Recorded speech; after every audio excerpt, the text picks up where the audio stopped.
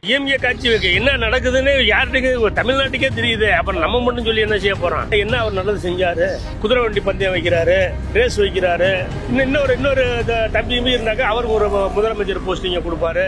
1000 ரூபாய் கொடுத்துட்டு 1500 ரூபாய் பிடிக்கிறாங்கல்ல. எதுல விலைவாசி ஏற்றம் இல்லாம இருக்கு? விலைவாசி எல்லாம் ஏறிட்டாரு, கரண்ட் பில்லு ஏறுது. அறிவிச்சதெல்லாம் முன்னால ஒரு மாசத்துக்கு ஒரு மாதத்துக்கு கட்ட சொல்லி எலெக்ஷன் அவர் நிக்கிறப்ப மாசம் கட்ட சொல்லி சொன்னாரு.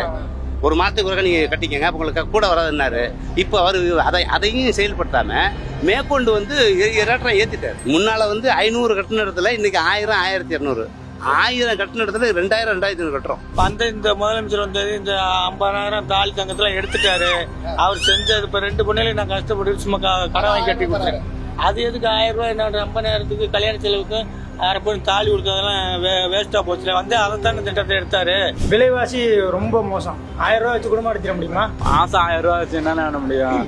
சர்வீஸ் எல்லாம் விவசாய சர்வீஸ், கரண்ட் பில் விலை எல்லாத்தையும் ஏத்திட்டாங்க. 1000 ரூபாய் கொடுத்தா லேடிஸ் ஏற்றவே மாட்டாங்களே ஃப்ரீ பஸ்ல. அது 1000 ரூபாய் கொடுக்காம நீ காசு கொடுத்து ஏறலாம்னு சொல்லாமல அவங்கள கொடுக்காமலே நீ இந்த ஃப்ரீ பஸ் நிப்பாட்டி ஏற்றலாம்ல. ஒரு அம்மா நேற்று உழுவப்பிட்டாங்க 2 நாளைக்கு முன்னாடி. நீ கண்டக்ட் நிப்பாட்டவே இல்லை, விசில் அடிக்கல, டிரைவர் பாட்டு மூவ் பண்ணிட்டே போறாங்க. ஃப்ரீ பஸ் ஆண்களுக்கு இல்ல, பெண்கள் மட்டும் தானே. இப்ப ஆண்கள் எங்க போவாங்க?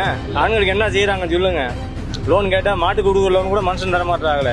இன்னைக்கு இருக்கிற நிலவரத்துல தமிழ்நாட்டுல பல்வேறு பிரச்சனைகள் தீர்க்கப்படாம தான் இருக்கு. நிறைய பிரச்சனைகள் இவங்க வாக்குறுதியை கொடுத்தாங்க. வாக்குறுதியை கொடுத்தது எல்லாம் நிறைவேற்றினாங்கன்னா கண்டிப்பா இல்ல.